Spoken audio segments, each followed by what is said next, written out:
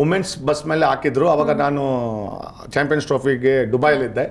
So ಅದು ಆ bus ಮೇಲೆ ಹೋಗಿ ಫೋಟೋ ತೊಗೊಳ್ಳೋಣ ಅಂತ ಮಿಸ್ ಮಾಡ್ಕೊಂಡೆ, ಯಾಕಂದರೆ ನಂಗೆ ದೇಶ ಫಸ್ಟ್, ಯಾವತ್ತು ದೇಶ ಅಂತ ಬಂದಮೇಲೆ ದೇಶ ಫಸ್ಟು.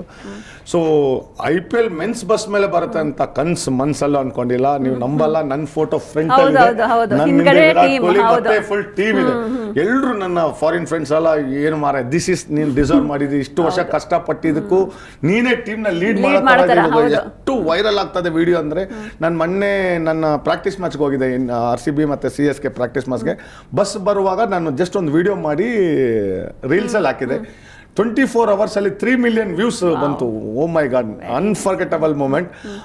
ಬಟ್ ಇದು ಒಂದು ಗೋಲ್ಡನ್ ಮೂಮೆಂಟ್ಸ್ ಅಂತಲೇ ಹೇಳೋದು, ಯಾಕಂದರೆ ಯಾವ ಫ್ಯಾನ್ಗೂ ಈ ರೆಸ್ಪೆಕ್ಟ್ ಸಿಗುತ್ತೋ ಇಲ್ಲೋ ಗೊತ್ತಿಲ್ಲ.